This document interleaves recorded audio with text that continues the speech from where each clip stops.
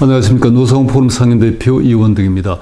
오늘은 김문수 고용노동부 장관을 모시고 국정현안과 새해 고용노동 정책에 대해 말씀을 듣고자 합니다. 장관님 안녕하십니까? 예, 반갑습니다. 예. 새해를 맞았지만 우리 국민들의 희망과 기대보다 전례 없는 불안감, 민생의 어려움에 직면해 있습니다. 장관님은 중요한 민생을 책임지고 계시고 또 국무위원이신데 우선 새해 힘들어하시는 우리 국민 여러분께 한 말씀 해주시죠. 예, 국민 여러분 대단히 송구스럽습니다. 네. 새해 복 많이 받으십시오. 정말 이런 덕담과 인사, 희망, 새해 벽두부터 많은 걱정을 끼쳐드린 점에 대해서 송구스럽게 생각합니다. 정말 우리 정치가 빨리 안정이 되고 국제적인 큰 파도에 대비해서 우리 공직자들이 제대로 대응해서 여러분들의 삶이 더 나아지고 행복해지고 더 기쁜 나날이 될 수 있도록 노력해야 되는데 부족한 점이 많아서 늘 바늘방석입니다.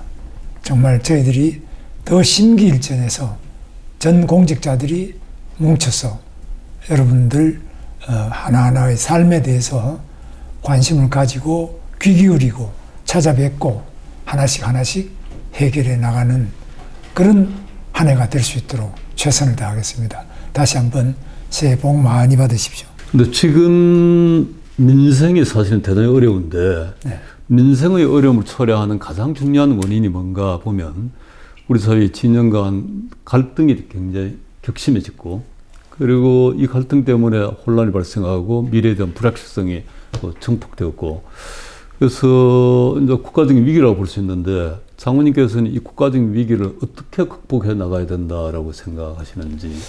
정말 쉬운 해법은 아닙니다만은 이런 때일수록 정말 국민 우선 또 민생 우선 투쟁과 갈등보다는 대화 타협 우선 그리고 한꺼번에 많은 것을 하려고 하는 급진적 생각보다는 한 발 착실하게 앞으로 나아가는 그런 점진적인 자세 이런 것들이 참 중요하지 않겠나 그런 생각을 합니다. 그리고 이제 이런 위기 상황을 지켜나가는 게 결국은 뭐 우리 공직자라는 생각을 합니다. 뭐 장관님께서는 이제 지금 뭐 고용노동부 장관이시지만 이전에 이제 국회의원도 3번 하시고 뭐 경기지사도 2번 하시고 공직생활을 오랫동안 해오셨는데 이런 위기 상황에서 우리 공직자가 지켜야 될 뭐 덕목이라 그럴까? 이거에 대해서 한번 말씀해 주시면 좋겠어요. 공직자들은 뭐 아시는 것처럼 눈치 본다 이렇게 말하는데 물론 국민 눈치도 보고 국민 말씀도 듣고 해야 되겠지만 더 중요한 것은 우리 대한민국의 법과 규정 이것을 충실하게 하는 거. 우리 고용노동부 같으면 뭐 근로감독관들이 있고 산업안전 감독관들도 있습니다. 이 감독관들이면 사법경찰관으로서 임금 못 받는 분들 임금도 법과 원칙에 따라서 받아들이고 또 각종 노동 현안, 노동 현장의 노사 간의 갈등 이런 것도 법과 원칙에 따라서 어찌 치우침 없이 제대로 꿋꿋하게 밀고 나가는 게 중요하다고 봅니다. 그저 높은 사람 눈치만 보고 또 힘센 정치권의 눈치만 보는 것이 아니라 우리가 해야 할 일을 흔들림 없이 꾸준하게 추진하고 그러면서도 두 번째로 늘 더 낮은 곳, 더 어려운 곳을 바라보면서 현장으로 가고 따뜻한 손길로 최대한 어려운 일을 돌보려고 하는 이런 지향성 그것이 가장 중요하지 않겠나. 저는 공직자들이 특히 우리 고용노동부 같은 경우도 일이 힘들어서 재미가 없다. 또 이 부서보다는 다른 부서가 더 재미있는 고 보람 있는 곳이 있지 않느냐 이런데 저는 우리 고용노동부 하는 일이 매우 보람이 있다. 첫째는 일자리도 구해드리죠. 두 번째는 일하고 임금 못 받는 분한테 임금도 받아드리죠. 또 사고 일어날 수 있는 현장을 안전하게 만들어 나가는 이런 좋은 일을 많이 하는데 이거야말로 민생 아니겠습니까? 맞습니다. 일하는 사람들이 자기 일한 임금을 체불 없이 받아내고 또 일하면서 안전하고 건강하게 일할 수 있고 그런 작업 환경을 만들어 나가고 세 번째로 일자리가 많이 생겨서 일을 구할 수 있도록 집에서 쉬었으면 청년 이런 거 없어지고 그저 일터로 나가는 즐거움, 보람 그 속에 안전과 건강 이것이 유지되고 그 일하는 보람 속에서 또 결혼도 해서 자녀들도 잘 키우고 훌륭한 가정을 이루고 또 사회적으로 기여하는 이런 좋은 일을 하는 것이 우리 고용노동부의 일이다. 그런 면에서 저는 우리 고용노동부 공직자에게 늘 우리가 하는 일은 참으로 신성한 일이다. 우리 국민들에게 얼마나 좋고 신성한 일이냐. 그 가치에 대해서 항상 느끼면서 보람을 가지고 일해보자. 이렇게 말씀드리고 있습니다. 좋은 말씀입니다. 고용노동부 일 자체가 보람있고 대단히 신성한 일이다라고 말씀하신데. 그렇습니다. 결국은 지금 아까도 말씀드렸지만 민생이 어떻든 위협받고 있고 대단히 중요한데 말씀을 들어보니까 고용노동부가 하고 있는 일이 대단히 중요한 민생이구만 대부분 다. 그렇습니다. 근데 그 중에 가장 중요한 게 이제 고용, 일자리 이런 거라 볼 수 있는데, 근데 원래 전망을 보면 이런 뭐 정치적인 불확실성도 있고, 미국의 새로운 뭐 트럼프 정부가 들어서고 이런 것들이 겹쳐서 우리 원래 성장률이 뭐 1%대에 머물 거란 전망들이 많은데 이게 바로 이제 고용으로 직결될 거라 생각되는데 원래 장관님께서는 고용 전망과 또 그 대책을 어떻게 세우고 계시는지 말씀을 해주시죠. 지금 이제 국제적으로 다 저성장 시대에 들어와 있고요. 특히 트럼프 대통령이 취임하면서 혹시 관세가 많아지지 않을까. 우리 반도체, 자동차 등의 보조금이 좀 줄면 어떻게 하나. 또는 주한 미군을 혹시 주둔비를 더 내라 그러지 않느냐. 뭐 이런 걱정들을 많이 하고 계시는데 이것 또한 우리가 하기 나름이다. 우리 트럼프 대통령에 가까운 분들이 뭐 우리 주변에 많이 계십니다만 특히 주한 미국 대사로 오시려고 하는 거론이 되고 있는 미셸 스틸박 이분 또 저는 뭐 옛날부터 잘 아는 분인데 애국심이 아주 투철한 분이시고 또 우리 대한민국의 사정을 잘 알고 잘 아는 이상으로 우리나라에 대한 애정이 많은 분입니다. 이런 분들이 우리 주한미 대사로 오면 정말 저는 든든하고 트럼프 대통령하고 직속으로 소통하는 채널이 생기는 거 아니겠습니까? 또 영킴 우리 캘리포니아의 삼선 하원 의원 그분도 뭐 저는 부부를 다 잘 알고 제가 오랫동안 잘 아는 분인데 그분도 아주 뭐 훌륭한 분이고 우리하고 잘 통하고 있습니다. 그 외에도 뭐 앤디 김 여러분들이 지금 그 상원 의원도 이번에 한 분 뉴저지 주에서 한 분 생기지 않습니까? 그래서 미국 정계에도 지금 이렇게 우리 코리안들이 많이 진출해 있고 공화당뿐만 아니라 각 당, 각급 하원, 상원, 그다음에 정부 부처, 또 기업 이런 분들이 많이 통로가 있기 때문에 한 분 한 분 해나가면 된다. 그리고 지금 우리 한국경제인 협회 유진 회장님도 또 미국에 많은 그 인맥이 있습니다. 그리고 우리 정용진 회장도 지난번에 와서 트럼프 대통령 아들 트럼프 주니어 만나기도 하고 여기 와서도 만나고 이렇게 하고 뭐 여러 우리 기업인들도 대미 외교 또 많이 잘하고 있지 않습니까? 그러니까 이만큼 우리 대한민국의 경제 자체가 세계적인 주요한 인맥과 다 이렇게 인간적으로 잘 연결되어 있고 소통하고 또 그 채널이 잘 유지 발전되고 있기 때문에 너무 걱정할 필요는 없다. 우리가 뭐 깜깜한 그런 세상에 있는 것이 아니라 네. 충분하게 우리 대한민국이 가지고 있는 강점 또 우리 어려운 점은 어려운 점 또 우리가 미국에 어떤 도움을 줄 수 있냐. 예를 들면 조선 같은 경우는 우리가 세계 1등 아닙니까? 맞습니다. 네. 그럼 트럼프 대통령도 우리 대한민국 조선업이 어떻게 하든지 미국에 군함을 좀 만들어 달라. 또 수리도 해달라. MRO라 그러죠.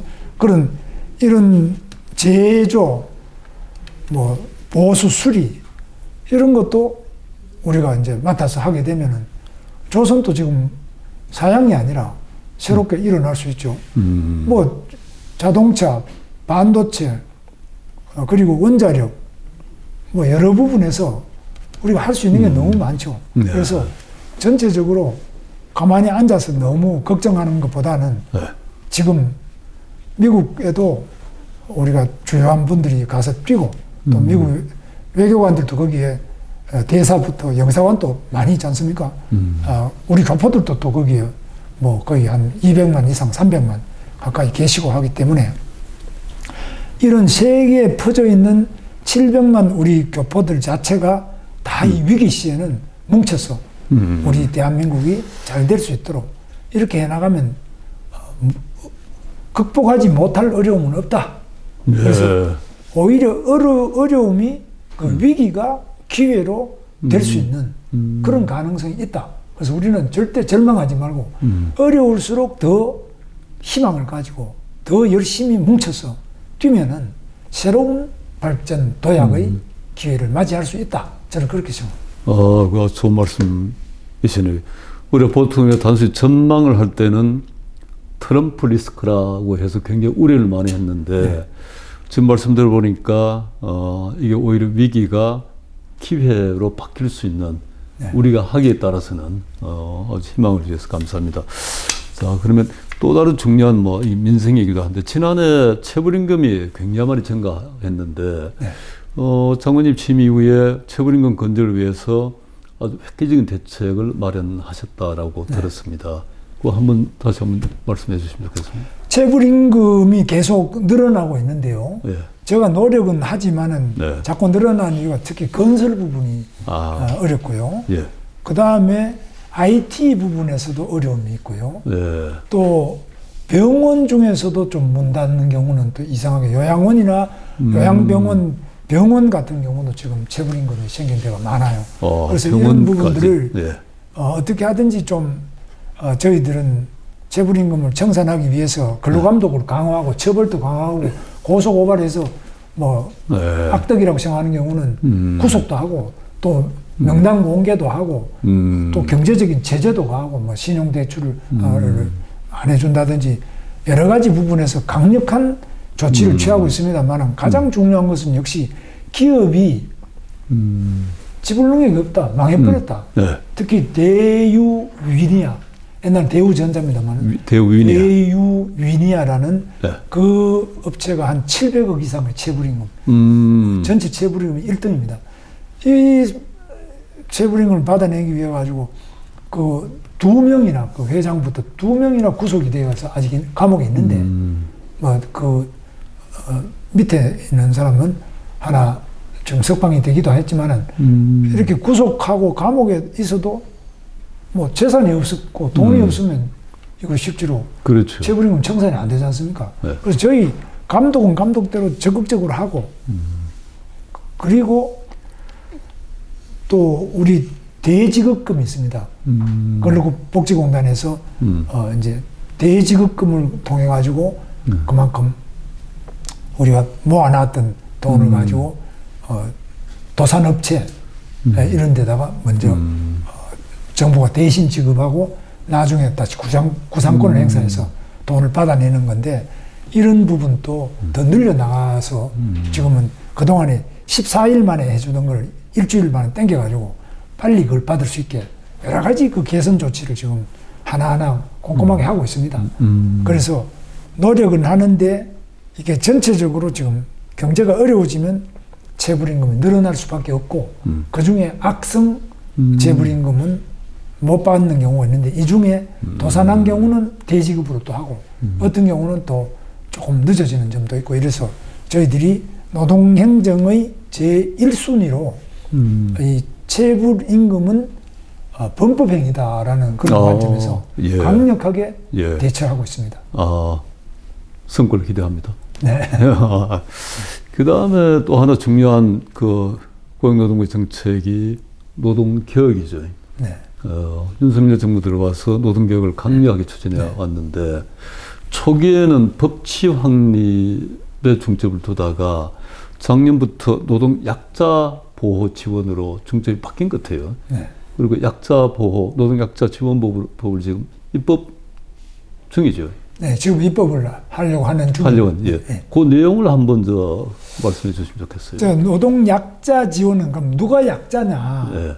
약자는 플랫폼 프리랜서 예. 노동자들이 한 거의 90만 이상 이렇게 되고요. 네. 그 다음에 또 5인 미만 노동자들도 지금 한 350만 이상 되고, 그 다음에 아주 영세한 사업체나 이런 어려운 분들, 그런 분들 해서 한 500만을 대상으로 해서 네. 이분들이 어려운데 일단 공제조합 같은 걸 만들 수 있도록 네. 우리가 좀 지원을 해서 마중물 정도로 이렇게 좀 도와드리는 거. 공제조합. 공제조합. 예. 그래서 이제 자기들이 아플다 이럴 때는 네. 병원비 같은 것도 좀 예. 빌려 쓴다든지.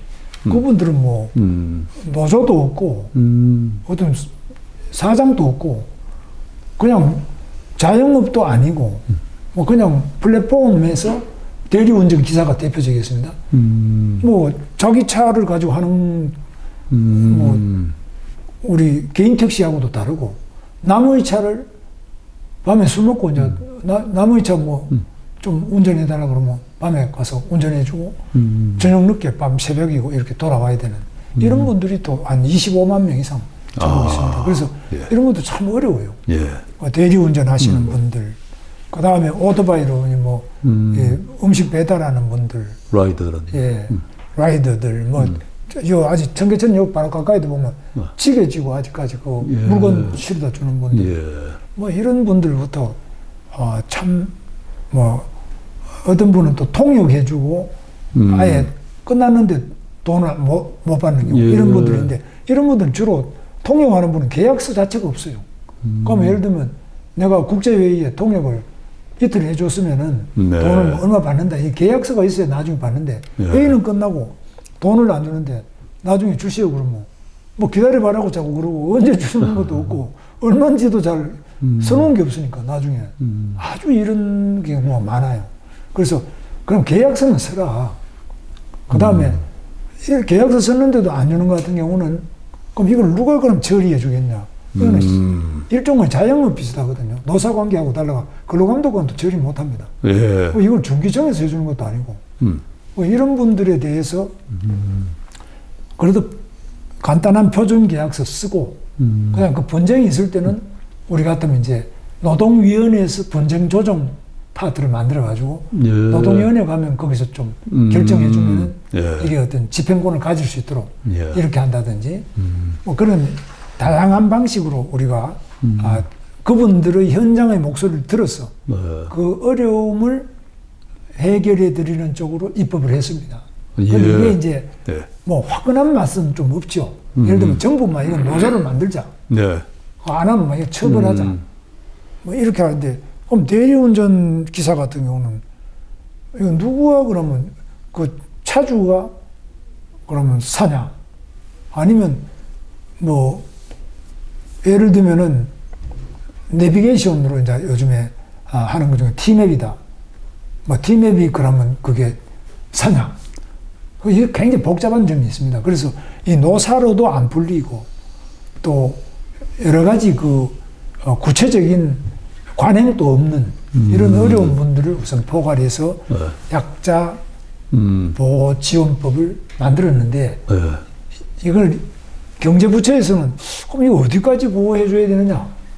돈은 얼마 들어갔냐? 돈은 그렇게 많이 들지는 않은데 이거 애매하지 않느냐? 이렇게 하고 있고 또 야당에서는 그거보다는 막 노동조합법 2조 3조처럼 아예 뭐 다 노조로 해가지고 노동자 지위를 줘가지고 막 다 해보자 이렇게 하는데 그것도 또 보통 어려운 문제가 아닙니다. 그래서 이 부분을 조정을 해서 지금 입법안을 다 준비했는데 작년에 이미 준비되어 있는데 이걸 다듬어서 지금 이제 다 내는 준비도 되어 있습니다. 예. 그다음에 제출될 거로 보입니다.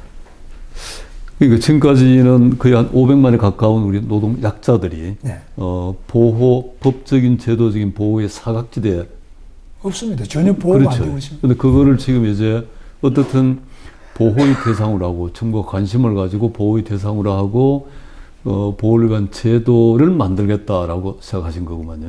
그렇습니다. 지금까지 예. 제가 그럽니다.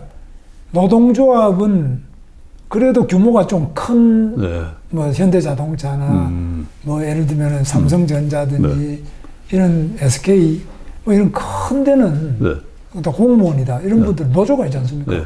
그 이 노조에 있는 분들은 대체로 중산층 이상 경우가 많이 있습니다. 맞습니다. 그러면 이 밑에 그 대리운전 기사다 이런 사람 노조도 없고요. 네. 대리운전 기사가 뭐 집에 있다가 밤에 와가 잠깐 운전하는데 모이기도 어려워요. 자기들끼리 잘 명단도 모르고. 그 다음에 또 마루 노동자라고 있습니다. 마루 노동자는 다른 건설 노동자보다 뭐 오히려 또 더 안 되는데 그것도 지금 저희가 노력을 해가지고 마루 노동자도 예. 일단 노임 단가, 네. 표준 단가를 책정 고시하도록 이렇게 바꿨어요. 예. 이게 굉장히 큰 진전입니다. 어. 그동안에는 이게 완전히 소외가 돼 있어요. 예. 그래서 이런 부분들에 대해서 하나하나씩 제도적으로 예. 이제 개선해 나가는 예. 그런 노력을 계속 하고 있습니다. 그래서 제가 볼 때는 뭐 이런 어려운 사람들의 처지에 대해 가지고는 노조 보고 제가 좀 했으면 좋겠다 하는데 자기 일이 아니니까. 그러니까 내가 우리 공무원 보고 그럼 우리 공무원들이 이런 분들을 찾아 나서서 이런 분들을 도와드리는 게 공무원 역할 아니냐. 근데 우리 공무원 또 이게 이런 분들이 어디에 계시는지 자기 일 안 하고도 찾아다닐 수도 없잖아요. 굉장히 어려운 점이 많습니다. 그래서 이런 일만 또 꾸준하게 하시던 분들이 있어요. 예를 들면 전태일 예. 재단이다. 예. 거기에서 뭐 하시던 분들 이런 분들이 거기 안에서 이런 공제조합 같은 거 만들어가지고 풀빵 공제라고 대리 기사도 해주고 마루 노동자도 해주고 그 다음에 구두 만드는 구두도 뭐 이게 뭐 누가 논지 산지 이것도 애매해요. 그 다음에 봉제도 보면 논지 산지 뭐 사도 노동을 많이 하고 노도 뭐 그냥 노가 아니고 약간의 하청 개공이라고 그럽니다. 이렇게 하기 때문에 임금을 이렇게 계약하는 게 아니고 뭐 예를 들면 여성 브라우스 한 장에 뭐 3,000원 거든 3,000원 이렇게 그 하는 개수대로 그냥 먹는 겁니다. 그러니까 약간의 자영업적 성격을 가지고 있죠. 그래서 이게 노와 사의 경계도 애매하고. 그렇죠. 네. 그러니까 이런 부분들에 대해서 그럼 노동조합도 관심이 없고 사도 부분 다 개인적으로 알아서 해주고 우리가 어떻게 하냐. 정부도 공무원도 지금 잘 몰라요 이런 부분. 그래서 우리는 적어도 고용노동부는 이번에 윤석열 대통령의 지시에 따라서 노동 미조직 근로자 지원과를 만들었어요. 예. 여기에서 이제 약자 보호 예. 지원법을 저희들이 입법해가지고 추진하고 있습니다. 어떻든 법과 제도 또는 정책의 대상이 된다는 것 자체가 네. 그래서 사실 공직자가 움직일 수 있으니까요. 그렇습니다. 예, 그 굉장히 중요한 뭐 예. 뭘까 보호의 단초라 그럴까 시작점이 된다라는 생각이 드네요. 네. 이게 뭐 폭에 따라서 미흡하다 볼 수는 있지만 그러나 시작으로서는 뭐 굉장한 것도 큰 변화다 이런 생각이. 그 당사자들은요, 예를 들어 마루 노동자다 그러면 이 사람들이 막 웁니다. 고맙다고. 예. 대리기사도 부산에 있는 여성 대리기사들인데 카북이라고 그 공제조합에 있는 분들은 대통령하고 간담회 같은 거 이런 거 하면은 예. 자기 애들이 이렇게 이야기를 할 수 있다는 자체가 예. 그냥 막 웁니다. 그 아까 누가 노동 약자냐라는 말씀하시면서 그 가운데 이제 가장 뭔가 숫자가 많은 게 5인 미만 영세 사업장 일하는 이제 근로자라고 볼 수 있겠는데 그렇습니다. 그 집단이 한 250, 거기는 200, 거의 340만. 340만 네. 그게 가장 많은 집단이네요. 근데 그 장관님 이제 이전에도 5인 미만 사업장에 종사하는 근로자들도 금기법을 전면 적용해야 된다라는 말씀 많이 하셨잖아요. 네. 그러나 사실은 지금 영세사업자가 굉장히 어렵기 때문에 이걸 현실적으로 적용하는 데는 여러 가지 난관이 있을 거라는 생각이 들어요. 어려워요. 예. 그래서 이걸 뭐 어떻게 단계적으로 생각하고 계시는지 그 구상을 한번 들어보고 싶습니다. 첫째는 5인 미만, 그 1인, 2인, 3인, 4인 근로자를 고용하고 있는 사업체의 실태 조사가 안 돼 있어요. 제일 많은 게 이제 식당, 예. 그 다음에 편의점, 예. 미용실, 커피숍, 예. 빵집, 뭐 제조업도 있습니다만 이런 데가 많지 않습니까? 이런 데 요즘 장사가 안 되잖아요. 식당도 그렇죠. 요즘 손님이 없거든요. 예. 그럼 장사가 안 되는 데다가 자, 근로기준법을 적용하다는 말은 무슨 말이냐? 연차 휴가를 줘라. 그렇죠. 그 다음에 주휴수당도 줘라. 예. 그게 크죠. 그게. 그 다음에 연장 근로수당도 줘라. 야간 근무수당을 줘라. 이게 얼마 그러면 이렇게 근로기준법을 다 적용할 때 임금이 얼마나 인상 효과가 있겠느냐? 예. 이 조사도 안 돼 있어요. 아. 그리고 이걸 지금 참. 요즘 뽑고 있습니다. 예. 그러면 식당의 경우에는 어떠냐? 커피숍은 어느 정도냐? 그 다음에 미용실, 제과점, 여기 하나하나마다 이게 실태가 어떤지를 우리가 좀 구성을 해가지고 그 대표자들한테나 물어보고 또 그 협회가 있거든요. 네. 뭐 요식업 협회다, 외식업 협회다 그러면 그 협회에 가서 이제 또 조사도 해보고 예. 그래가 실태를 우선 파악하는 작업을 하고 있습니다. 아. 실태를 파악한 다음에 그럼 어떤 방식으로 이 약자들을 단계적으로 예. 순차적으로 보호를 해나갈 수 있겠느냐. 예.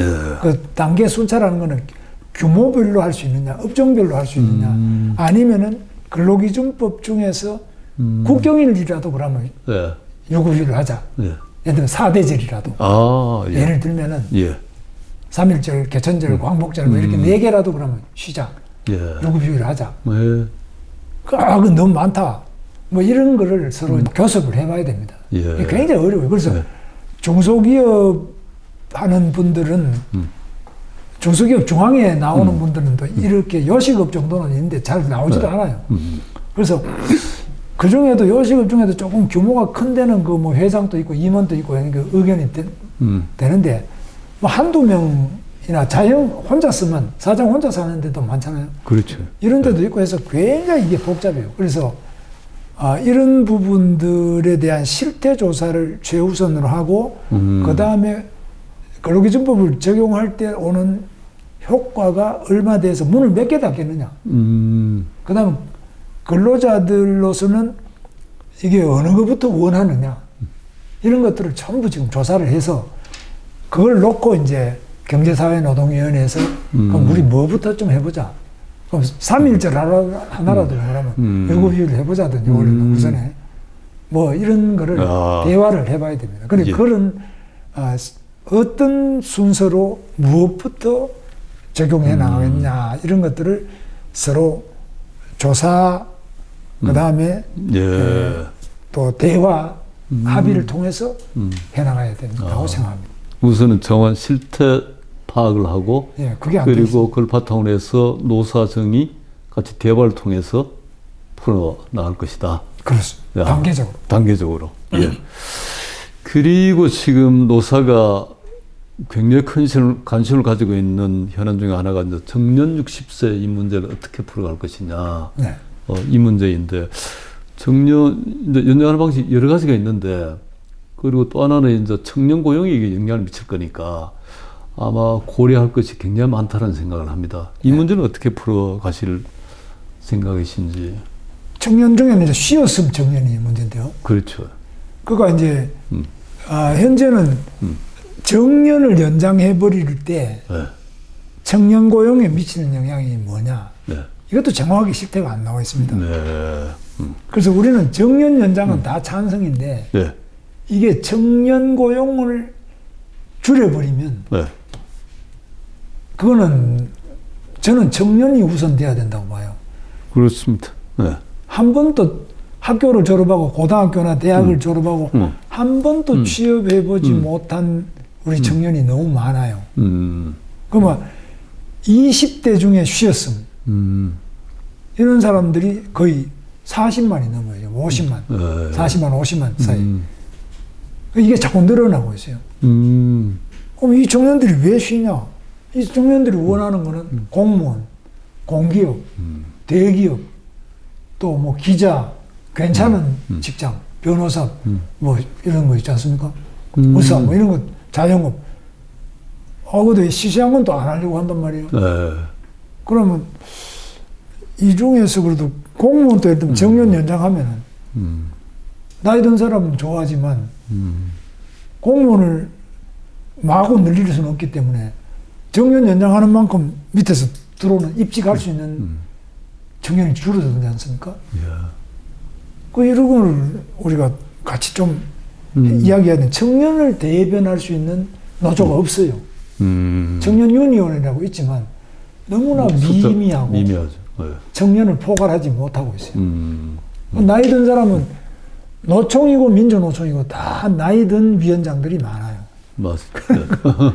정년에 임박한. 네. 그러니까 노총이나 민주노총이나 전부 정년 연장은 주장하지만 청년 고용에 대해서는 그만큼 열심히 하는 노조가 없어요. 네. 우리 공무원은 그러면 청년에 대해서도 그렇게 생각하냐. 공무원도 청년 공무원들은 직급도 낮고 이건 뭐 좀 우리 부에도 많이 있습니다만 목소리가 좀 약해요. 예. 그럼 누가 청년을 대변하냐. 이게 문제예요. 그래서 저는 우리 공무원들이 고용노동부 공무원은 청년을 대변해야 되는 거 아니냐. 이 쉬었음. 예. 한 번도 자기가 원하는 직장을 못 가져보고 예. 결혼도 못 해보고 애도 못 낳고 가정을 이뤄보지도 못하고 인생을 마감하게 하는 거. 네. 이거는 우리 공무원들이 네. 그걸 방치해서는 안 되지 않냐. 네. 참 절박한 심정으로 이 문제를 보고 있습니다. 네. 청년 고용 문제, 청년이 지금 아무 일 안 하고 쉬었음 그 말씀하시니까 그게 바로 이제 출생, 결혼과 출생으로 연결됩니다. 네. 그래서 작년에 보니까 출생률이 반짝 좀 올라갔더라고요. 네. 그럼에도 불구하고 아직 뭐 OECD 국가 가운데 가장 낮은 것, 그리고 아직도 정말로 국가 제한 수준을 벗어나지 못하고 있는데, 이거 또 장관님 취임 이후에 출산과 육아 지원을 굉장히 많이 늘렸다고 들었거든요. 그거도 한번 좀 설명해 주시죠. 그래서 지금은 우리나라가 이게 출생률이 반등이 되고 있다. 이거는 뭐 어마어마하게 빅뉴스라고 저는 그렇죠. 보고. 예. 이것이야말로 네. 참 굿뉴스, 네. 빅뉴스. 저는 그렇게 생각합니다. 네. 희망의 뉴스다. 그 이게 뭐 아직까지 뭐 세계에서 제일 낮지만 그러나 더 떨어지지 않고 머리를 쳐들기 시작했는데 이걸 유지해 나가기 위해서 네.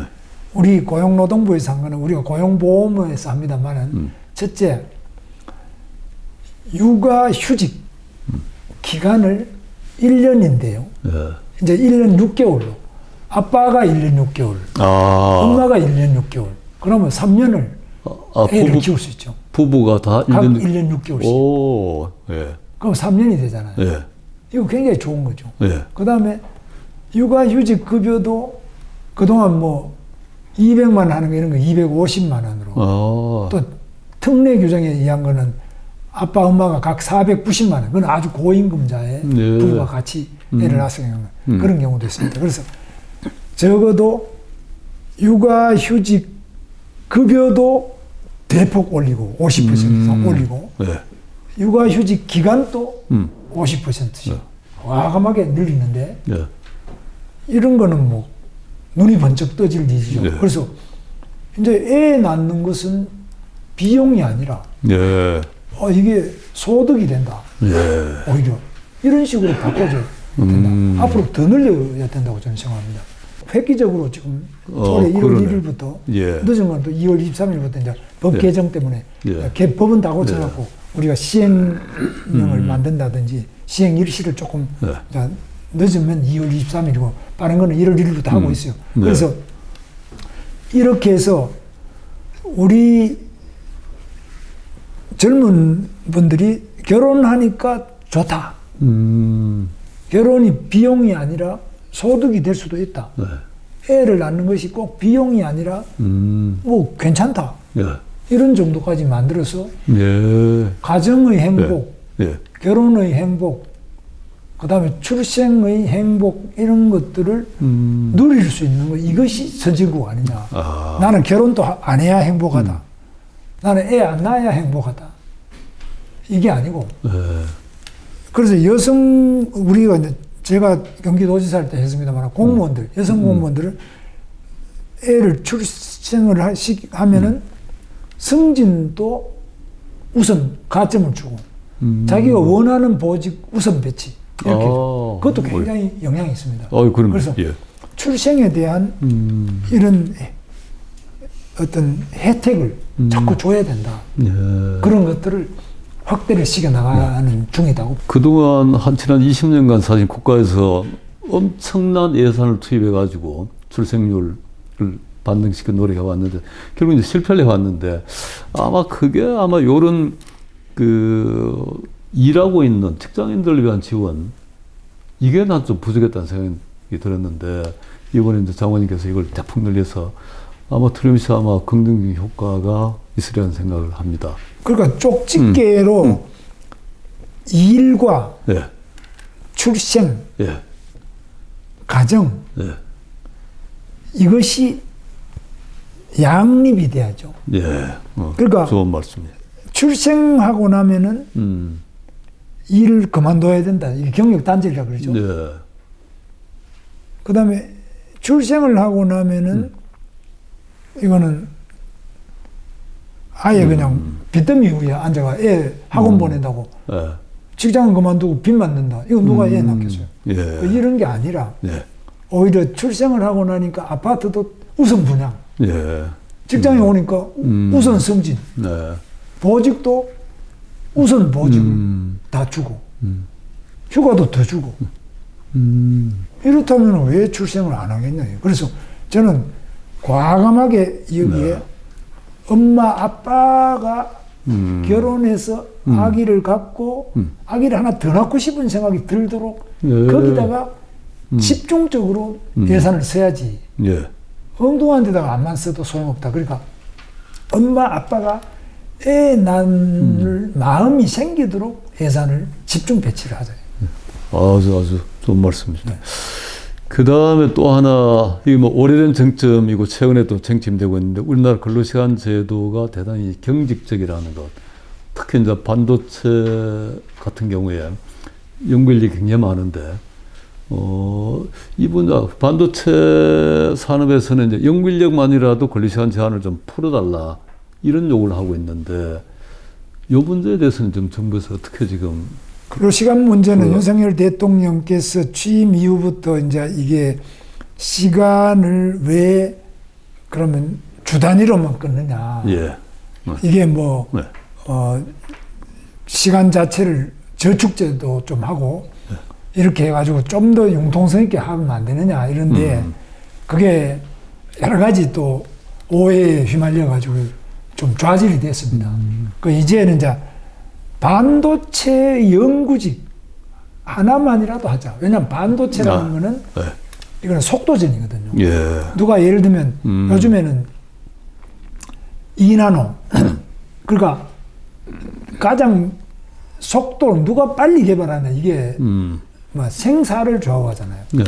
그러니까 격차를 누가 빨리 벌이느냐 하는데 빨리 벌이려면은 가장 우수한 인재가 가장 효과적으로 집중해서 일을 해야만 돌파가 될 거 아닙니까? 그래서 R&D 부분에서 예를 들면 2나노를 누가 하냐 지금 뭐 일본도 한다 그러고 다 하는데 우리 삼성이나 SK 이런 데가 먼저 1등으로 빨리 하도록 하자. 그 다음에 뭐 파운드리나 딴 것도 뭐 다 마찬가지인데 그런 부분에서도 반도체 R&D는 기본적으로 이 산업의 특성이 속도전이다. 누가 빨리 하느냐 이 문제 아니냐. 물론 수율도 있고 딴 것도 있지만 속도가 매우 중요한 부분이 반도체니까 여기에 대해서 하나만이라도 해보자.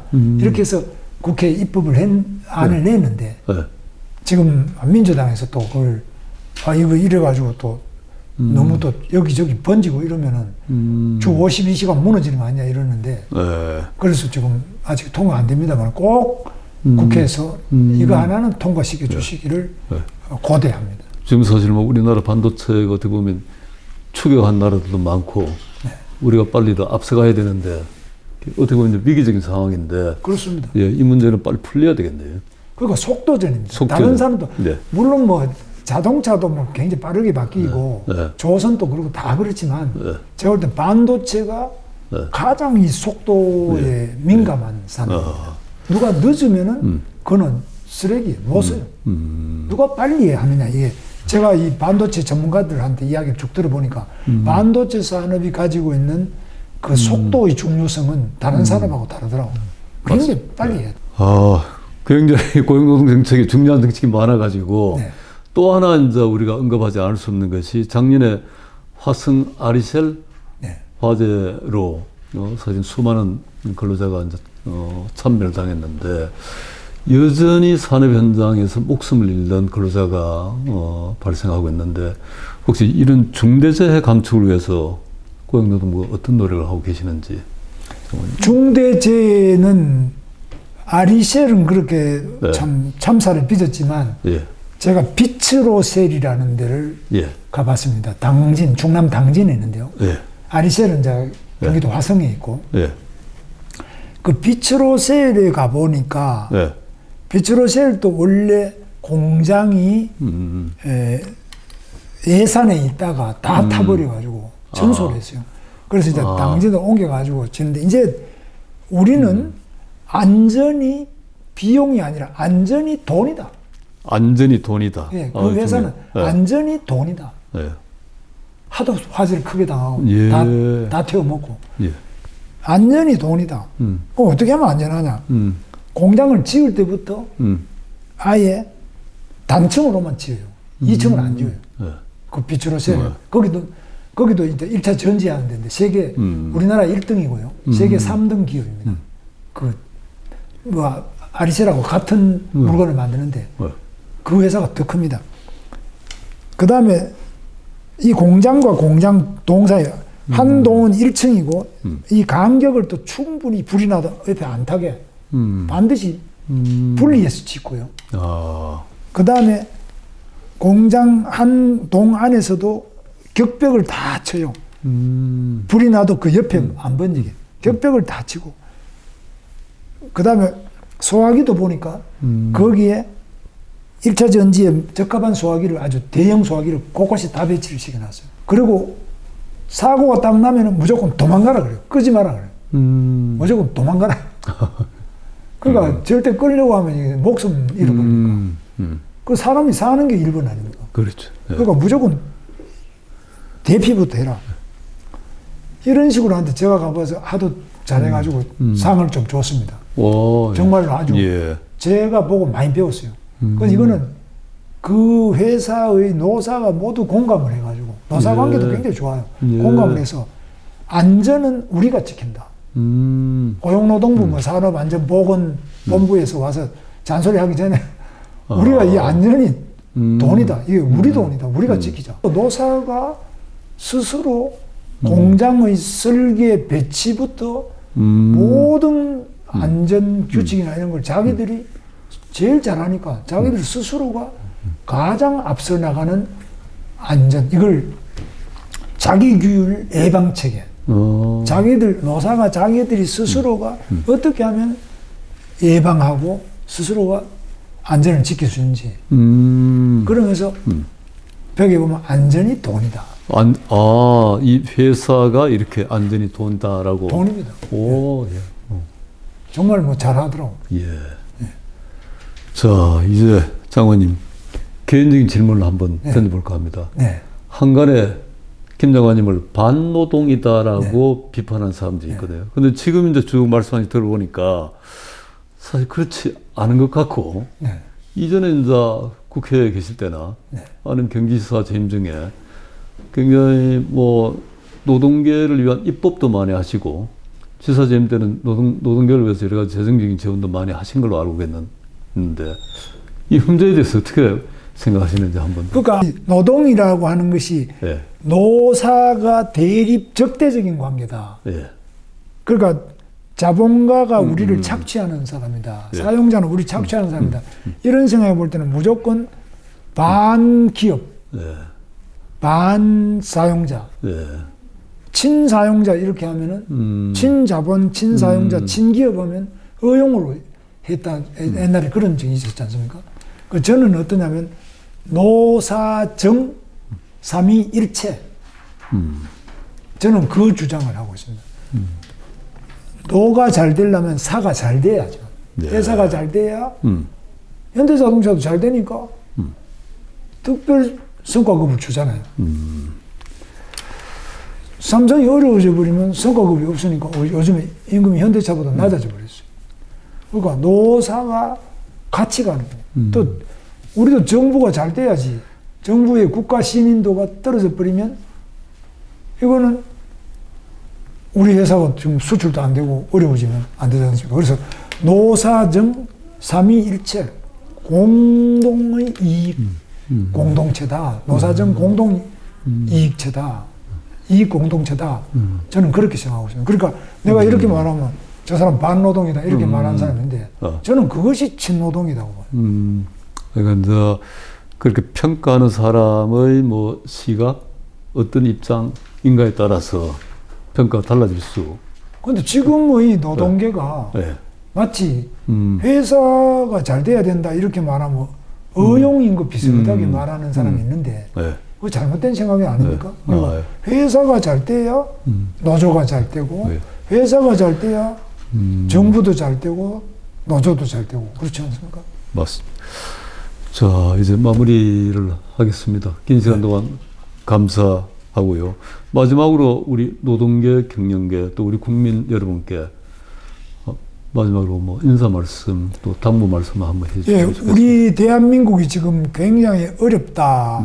특히 중국 제조업, 자동차부터 전기 자동차, 뭐 요즘에 CES도 가면 중국이 많이 오는데 중국은 풍부한 노동력과 또 굉장히 빠른 속도로 우리를 추격하고 있지 않느냐. 그런데 우리 대한민국은 그보다 더 어려운 때에 더 작지만은 전 세계 시장에서 가장 높은 수준의 호평을 받는 모든 산업, 예를 들면 제철부터 조선, 자동차, 전기, 전자, 그리고 뭐 요즘에는 문화, 예술부터 시작해서 반도체뿐만 아니라 뭐 원자력까지 지금 대한민국의 제조업이나 대한민국의 뭐 영화까지 그죠?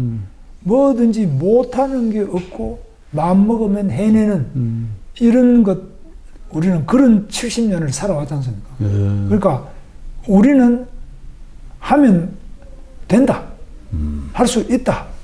이런 생각을 가지고 올해 한번 힘차게 노사정이 힘을 합쳐가지고 해나가면은 우리 경제도 더 세계 모든 기관이 예측한 것보다 더 빨리 성장할 수 있고 또 기업도 위기에 처했다 그러지만 잘 발전해 나갈 수 있지 않겠나. 그러면 이 결과가 노동자들의 복지로 임금 수준으로 또 사회적인 지위 향상으로 다 되지 않겠느냐 이런 저는 믿음을 가지고 있습니다. 우리 노사정이 함께 힘을 합치고 손을 모아서 화이팅 합시다. 네. 원래 서희가 대단히 어렵지만 장모님 말씀 같이 잘 풀려나가기를 기대해 마지 않습니다. 감사합니다. 긴 시간 감사합니다. 네, 감사합니다.